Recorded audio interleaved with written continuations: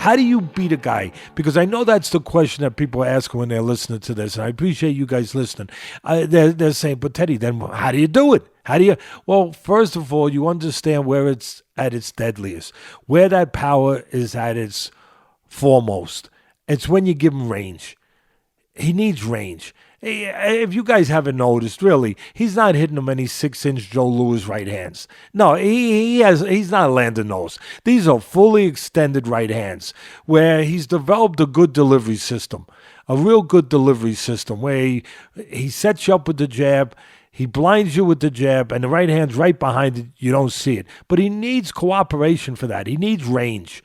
If you're in close, he can't do it. He needs distance, and he needs a stationary target. He needs you in front. So how do you take that away from him? First of all, give him angles. Don't stand in front.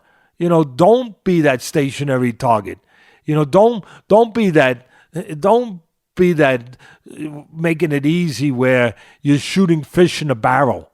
Where you're in a carnival and you're putting holes in that star. But now, go in the carnival and go to one of those concessions, one of those stands where the target's moving a little bit. Maybe your score's not as high. Maybe your aim's not as good. So a moving target. Don't stand in front. Get angles. Move to the side. Before he can put you in his sights. And he does. He puts you in his sights. Just like, you have that rangefinder on a bazooka. And you look into that scope. And okay, I got him. I got him locked in. Bang! Well, don't let him lock you in. Get to the side. The other thing is move in past his jab. Move your head. Get in past the jab. And then when you get in there, stay in there. He's not a good inside fighter. Yeah, you got to avoid the right uppercut. There's power there too. But for the most part, you can control things when you get inside. Now you can take away that dangerous, that hydrogen bomb. You can take it away. And you get inside and you work inside. You got to stay there and you got to be consistent because there's no margin for error. You got to fight that kind of fight all night long. And you know what? Ortiz was fighting that fight in spots, but not consistent enough. Then he come back outside. No, you got to stay inside. You got to stay inside, man. You got to make the referee, force you to get out. You got to keep your hands free. You got to keep working. You got to stay. You don't want to go back out where there's that range, there's that distance, there's that dangerous neighborhood.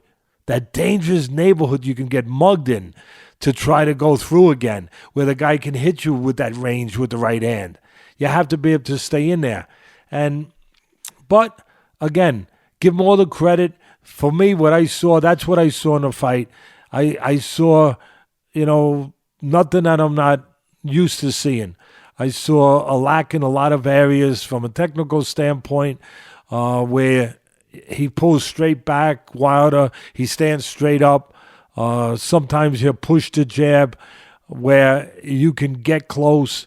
You can find him on a straight line where you can follow him and find him, just like Ortiz found him with a straight left hand from the southpaw position.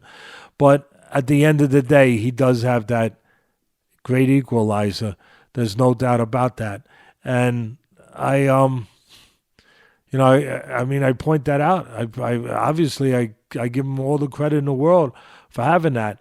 But sooner or later, one of these days, you would think there's somebody who's going to understand from watching these fights what the blueprint is. But then you got to have the talent to do it. You have to have the mindset to do it, the experience to do it, the wherewithal to do it, the nerve, I say it again, the nerve, the steadiness mentally to be able to fight that kind of fight.